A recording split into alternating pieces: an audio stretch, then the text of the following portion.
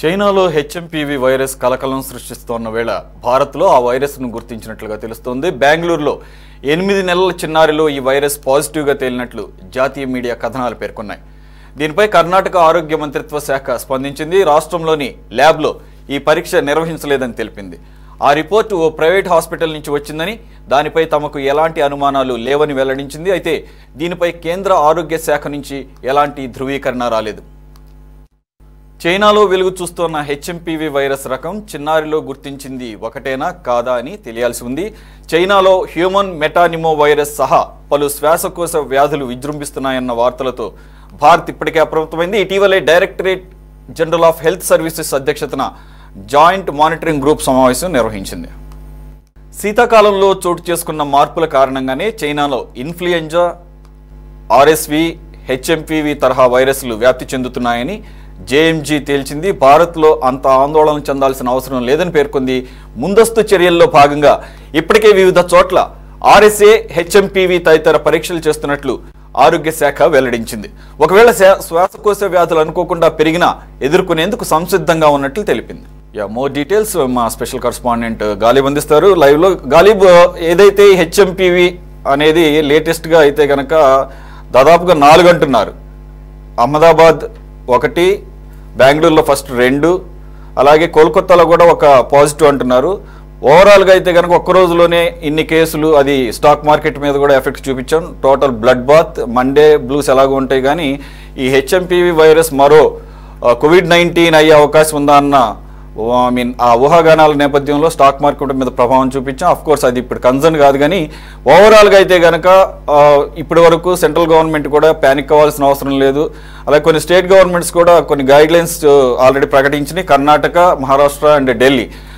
What about AP? AP అయితే కనుక ఇప్పటివరకు ఒక్క కేసు కూడా లేదని అధికారికంగా ధృవీకరించినట్లుగా కూడా వార్తలు వస్తున్నాయి. Complete details please.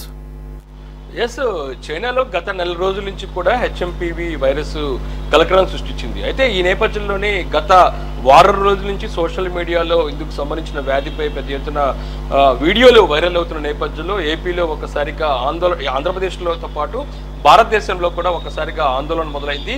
ఈ నేపథ్యంలో తాజాగా ఈరోజు భారతదేశంలోని ఒక్కసారిగా 4 కేసులు నమోదైనట్లుగా తెలుస్తుంది. బెంగళూరులోని 2 కేసులు, కోల్కతాలోని 1 కేసు, అహ్మదాబాద్లోని 1 కేసు పాజిటివ్గా వెల్లడైనట్లుగా ఆ రాష్ట్రానికి సంబంధించిన ఆరోగ్య శాఖలు ప్రకటించండి. అంటే తొలిగా చూసినట్టయితే బెంగళూరులోని 3 ఏళ్ళు అట్లాగే 8 ఏళ్ల చిన్నారులకు వచ్చినట్లుగా మనకు తెలుస్తుంది. అయితే 3 ఏళ్ల చిన్నారికి సంబంధించి వ్యాధి సోకిన తర్వాత ప్రస్తుతం చికిత్స పొందిన తర్వాత కూడా ఆ బాలుడు హాస్పిటల్ నుంచి డిశ్చార్జ్ అయినట్లుగా తెలుస్తుంది. 8 ఏళ్ల బాలుడు ప్రస్తుతం హాస్పిటల్లోని చికిత్స పొందినట్లుగా కర్ణాటక ఆరోగ్య శాఖ ప్రకటించింది. అయితే ఈ వ్యాధికి సంబంధించి చూసినట్టయితే దాదాపు 10 రోజుల తర్వాతే ఈ వ్యాధికి సంబంధించి పాజిటివ్ వచ్చినట్లుగా నిర్ధారణ అయినట్లుగా వైద్య ఆరోగ్య శాఖ అధికారులు చెప్తున్నారు. ఈ నేపథ్యంలో ఈ నెల 4వ తారీఖు కేంద్ర వైద్య ఆరోగ్య శాఖ ఆధ్వర్యంలోని ఒక కమిటీ ఏదైతే ఉందో అత్యవసర కమిటీ సమావేశం నిర్వహించింది. ఐసీఎంఆర్తో పాటు వివిధ ఆరోగ్య హెల్త్ డిపార్ట్మెంట్కి సంబంధించిన సంస్థల ఆధ్వర్యంలోని ఒక కమిటీ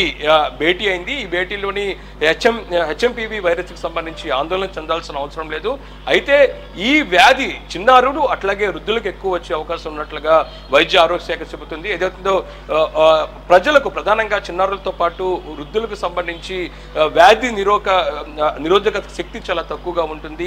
ఈ నేపథ్యంలోనే ఈ వైరస్ వచ్చినట్లుగా వైద్య ఆరోగ్య శాఖ అధికారులు చెప్తున్నారు. దాంతోపాటు శ్వాసకోశతో పాటు మరోపక్క న్యూమోనియా ఎక్కువగా ఉండే అవకాశం ఉన్నట్లుగా చెప్తున్న నేపథ్యంలో ప్రస్తుతం ఈరోజు ఒక్కరోజు బెంగళూరుతో పాటు కలకటా, దాంతోపాటు అహ్మదాబాద్ మొత్తం 4 కేసులు నమోదైనట్లుగా తెలుస్తుంది. ఈ నేపథ్యంలో ఏపీ ప్రభుత్వం కూడా అలర్ట్ అయింది. అయితే నిన్నటికి నిండా ఏపీ వైద్య ఆరోగ్య శాఖ నుంచి కూడా ఒక ప్రెస్ రిలీజ్ చేశారు. ప్రధానంగా ఈ హెచ్ఎంపీవీ వైరస్ సంబంధించి ఎవరు ఆందోళన చెందాల్సిన అవసరం లేదు, దీనికి సంబంధించి చిన్నపాటి చికిత్స ఉంటే సరిపోతుంది అనేది మాత్రం ఏపీ ప్రభుత్వం ప్రకటించింది. అయితే ఈ రోజు తాజాగా దేశవ్యాప్తంగా 4 కేసులు నమోదైన నేపథ్యంలో ఒకసారిగా ఏపీ ప్రభుత్వం కూడా అలర్ట్ అయింది. కొద్దిసేపటి క్రితం సచివాలయంలోని వైద్య ఆరోగ్య శాఖ ఉన్నతాధికారిగా ఉన్న టి కృష్ణబాబు ఆధ్వర్యంలోని ఇతర శాఖల అధికారులతో కూడా ఒక సమావేశం కొనసాగిస్తున్నారు. ఆంధ్రప్రదేశ్లో పరిస్థితులు ఎలా ఉంటుంది, ఒకవేళ హెచ్ఎంపీవీ కేసులు వస్తే కనుక ఏ విధంగా ఎదుర్కోవాలి, ప్రధానంగా గతంలోని కోవిడ్ లాంటి మహమ్మారి తొలుతుగా 1, 2 కేసులతోని ముందుకు వచ్చిన తర్వాత ఒక్కసారిగా విజృంభించిన పరిస్థితి ఉంది.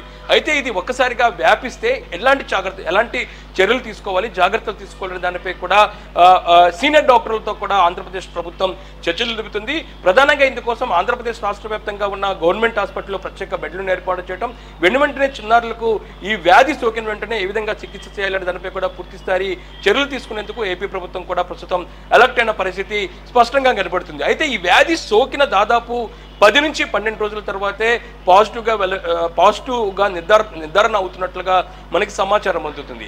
ఈ నేపథ్యంలో ఈ వ్యాధికి సంబంధించి ఎక్కువగా ఏ విధంగా వస్తుంది, దాంతోపాటు శ్వాసకోశకు సంబంధించిన వ్యాధులు వస్తే ఎలాంటి చికిత్స చేస్తామో ఆ విధంగానే చికిత్స చేసే ఆలోచనలోని వైద్యులు ఉండలుగా తెలుస్తుంది. అయితే ప్రధానంగా చైనా లాంటి దేశాల్లోని సాధారణంగానే వింటర్ సీజన్లోని ఈ సీజనల్ వ్యాధిగా అభివర్ణిస్తున్నారు. ఎటువంటి ఆందోళన చెందాల్సిన అవసరం లేదు, వెంటనే వాళ్ళకి చికిత్స అందించవచ్చు అనేది కూడా చెప్తున్నా సరే ఏపీ ప్రభుత్వం మాత్రం చాలా నిర్లక్ష్యంగా తీసుకోకుండా ఈ అంశాన్ని ఖచ్చితంగా చాలా సీరియస్ గా తీసుకునే ఆలోచనలో ఉన్నట్లుగా తెలుస్తుంది. ఇప్పటికే కేంద్ర వైద్య ఆరోగ్య శాఖ రాష్ట్రాలకు కూడా అలర్ట్ చేసింది. మీ రాష్ట్రం పరిధిలోని ఇలాంటి కేసులు వస్తే వెంటనే కేంద్రానికి సమాచారం ఇవ్వడంతో పాటు ముందస్తు చర్యలు ఏ విధంగా తీసుకోవాలనే దానిపై కూడా ఒక నోట్తో పాటు ఇందుకు సంబంధించిన ఆదేశాలు మాత్రం కేంద్ర ప్రభుత్వం నుంచి వచ్చినట్లుగా తెలుస్తుంది. ఈ నేపథ్యంలోనే ఇటు ఆంధ్రప్రదేశ్ రాష్ట్రం కూడా అలర్ట్ అయినట్లుగా తెలుస్తుంది. ప్రధానంగా బెంగళూరుతో పాటు అహ్మదాబాద్, కలకట్టాలో కూడా ఈ కేసులు నమోదైన నేపథ్యంలో ఆంధ్రప్రదేశ్ వైద్య ఆరోగ్య శాఖ అధికారులు కూడా కర్ణాటక వైద్య ఆరోగ్య శాఖ అధికారులతో మాట్లాడడం తెలుస్తుంది. ఈ వైరస్ వచ్చినప్పుడు లక్షణాలు ఏ విధంగా ఉంటే ఎటువంటి చర్యలు తీసుకున్న దానిపై కూడా కొంత సమాచారాన్ని కూడా తీసుకున్నట్లుగా మనకి సమాచారం అందుతుంది. అంటే ఓవరాల్ చూసినట్టయితే ఒకవేళ ఎందుకంటే గతంలో కోవిడ్ కూడా తొలుతుగా 1-2 కేసులతోనే వ్యాపించి ఒక్కసారిగా దేశం మొత్తం ఒక ప్రళయం సృష్టించింది. లాక్డౌన్ కూడా వరకు వెళ్ళిన పరిస్థితి కనపడుతుంది. దాదాపు 2 సంవత్సరాల పాటు అతలాకుతలం చేసింది. చాలా మంది ప్రాణాలు కూడా తీసుకున్న పరిస్థితి ఉంది. అయితే గతంలో కూడా ప్రభుత్వాలు మొదటిలోనే కొంత సీరియస్ గా తీసుకోలేదు, ఒక్కసారి వ్యాపించిన తర్వాత అలర్ట్ అయిన పరిస్థితి ఉంది. అలాంటి పరిస్థితులు మరోసారి రిపీట్ అవ్వకుండా ముందు నుంచే కూడా పూర్తి స్థాయిలో జాగ్రత్తలు తీసుకోవాలి, ప్రికాషన్స్ తీసుకోవాలనే ఆలోచనలోని కేంద్ర ప్రభుత్వం ఉంది. కేంద్ర ప్రభుత్వం కూడా అదే రీతిలోనే రాష్ట్రాన్ని కూడా అలర్ట్ చేసిన పరిస్థితి ప్రస్తుతం మనకు కనబడుతుంది. ఈ నేపథ్యంలో హెచ్ఎంపీవీ వైరస్ కి సంబంధించి కూడా ఇప్పుడు కేంద్రం ఆదేశాలతో ఆ రాష్ట్రాలు కూడా అలర్ట్ అయిన పరిస్థితి స్పష్టంగా కనబడుతుంది. అయితే తాజాగా ఈ రోజు వరకు చూసినట్టయితే బెంగళూరు, కలకట్టా, దాంతోపాటు అహ్మదాబాద్ లో మొత్తం 4 కేసులు నమోదైనట్టు తెలుసు. ఇందులోని ఒక చిన్నారి బెంగళూరులో చికిత్స పొందుతున్న ప్రైవేట్ హాస్పిటల్లో చిన్నారి 3 సంవత్సరాల చిన్నారి ప్రస్తుతం ఈ వ్యాధి నుంచి కొంత తగ్గుముఖంకి డిశ్చార్జ్ అయినట్లుగా మనకి కర్ణాటక వైద్య ఆరోగ్య శాఖ నుంచి కూడా ఒక సమాచారం మాత్రం అందుతుంది. Right, thank you very much Ghalib. ఇక మనతో మాట్లాడటానికి ఇదే అంశానికి సంబంధించి డాక్టర్ హరిహరన్ గారు ఉన్నారు. ఆయన ఫిజిషియన్ అండ్ కోవిడ్ స్పెషలిస్ట్ కూడా. హరిహరన్ గారు, డాక్టర్ గారు నమస్తే అండి. సార్, ఇప్పుడు ఈ హ్యూమన్ మెటానిమో వైరస్ అనేది సీజనల్ గా వచ్చే వైరస్ లో ఒక కొత్త వెరైటీ. ఇది ఎప్పటి నుంచో ఉన్నది, బట్ ఇప్పుడు అవుట్ బ్రేక్ స్టార్ట్ అవుతుంది. ఇది travelling tourism season. December Christmas first international tourism ఎక్కువ ఉండడం వల్ల ఈ చైనా సైడ్ పాసింజర్స్ వాళ్ళు మనకి ఇంటర్నేషనల్ ట్రావెలింగ్ వెళ్ళడం వల్ల ఇలాంటివి మనకి వ్యాప్తి చెందుతున్నాయి. ప్రస్తుతానికి దీనికి ఇంకా కంప్లీట్ అప్డేట్స్ ఏమీ అవ్వలేదు. సో ఇది ప్రమాదకరమా, సింపుల్ అనేది కానీ కాదు. ఇది సాధారణ జలుబు, దగ్గులాగా రావచ్చు, జ్వరం, ఒళ్ళనొప్పులు ఉండొచ్చు, తలనొప్పి ఉండొచ్చు. సో జనాలు ఏం చేయాలంటే పానిక్ అవ్వకుండా ముందు జాగ్రత్త చర్యలు తీసుకోవాలి. ఈ ముందు జాగ్రత్త చర్యలు ఎవరెవరు తీసుకోవాలంటే చిన్నపిల్లలు, వృద్ధులు మరియు ఇమ్యూనో కాంప్రమైజ్డ్ అంటే sugar patients, TB patients, HIV, kidney transplant patients, liver transplant patients, TB patients, వీళ్ళు ఇమ్యూనో కాంప్రమైజ్డ్ పేషెంట్స్ అంటారు. అలాగే ఆస్మా కానీ, సిఓపిడి పేషెంట్స్ కానీ. సో వీళ్ళని మనం టీకాలు వేయించాలి. అంటే న్యూమోకాకల్ టీకా, ఇన్ఫ్లుయెంజా టీకా. అలాగే మనం సోషల్ డిస్టెన్సింగ్, మాస్కింగ్, అలాగే శానిటైజర్ వాడితే మనం ఈ వైరస్ ని చాలా వరకు కంట్రోల్ చేయొచ్చు. హరిహరన్ గారు, డాక్టర్ గారు, యాక్చువల్గా కరోనా వైరస్ కూడా పాతదే అనేవాళ్ళు. అయితే ఏదైతే 2019 చివరిలో అవుట్ బ్రేక్ అయిందో చైనాలో, ముందుగా నోవెల్ కరోనా వైరస్ అని కొత్త వేరియంట్, దానికి మాత్రమే వ్యాక్సిన్ లేదన్నారు. ఆ వ్యాక్సిన్ కనిపెట్టడానికి కొంత టైం పట్టింది. ఆ తర్వాత అందరూ వ్యాక్సిన్స్ వేసుకున్నారు, సెకండ్ అలాగే బూస్టర్ షాట్స్ కూడా. కానీ ఇప్పుడు మీరే కాసేపట్లో క్రితం చెప్పారు దీనికి ఆల్రెడీ వ్యాక్సిన్స్ ఉన్నాయి అన్నట్లుగా. అంటే ఇది ఆల్రెడీ ఓల్డ్ వైరస్ ఏనా, ఉంటే కనుక వీటికి ఆల్రెడీ ప్రికాషనరీ వ్యాక్సిన్స్ ఉన్నాయా, పనిచేస్తాయి ఆ వేసుకుని? యాక్చువల్లీ దీనికి సెపరేట్ వ్యాక్సిన్ అంటూ ఏముండదు. ఇన్ఫ్లుయెంజా వ్యాక్సిన్, న్యూమోకాకల్ వ్యాక్సిన్ అనేవి అవి కామన్ గా కోల్డ్ సీజన్ లో వచ్చేవి వ్యాక్సిన్స్. రెస్పిరేటరీ డిసీజెస్ లో అవి ఎక్కువ శాతం ఉంటాయి అనమాట.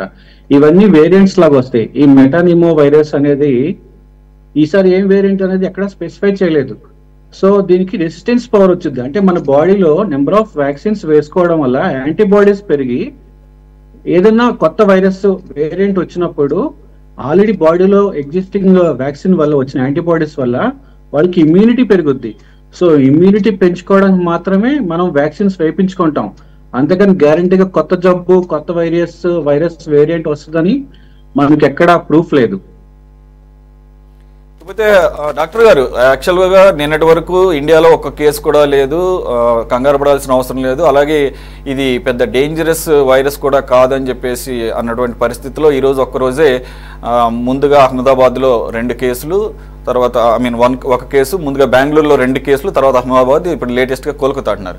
అయితే ఈ 4 కేసులను చూస్తే అందరూ కూడా బిలో 1 year. అంటే మరి కోల్కతా కేసు గురించి ఇంకా పూర్తి డీటెయిల్స్ రాలేదు, కానీ బెంగళూరు విషయానికి వచ్చేసరికి 3 months and 8 months అంటున్నారు. అంటే అంత చిన్న, అంటే ఇన్ఫాంట్స్లో మాత్రమే ఇది ప్రస్తుతానికి కనపడింది. అఫ్కోర్స్ మీరు అన్నట్లుగానే బిలో 5 years వాళ్ళు, అలాగే ఓల్డర్ పీపుల్, అలాగే ఇమ్యూనిటీ కాంప్రమైజ్ అయిన వాళ్ళు, వీళ్ళల్లో ఎక్కువ జాగ్రత్త పడాలని చెప్పేసి అంటున్నారు కదా.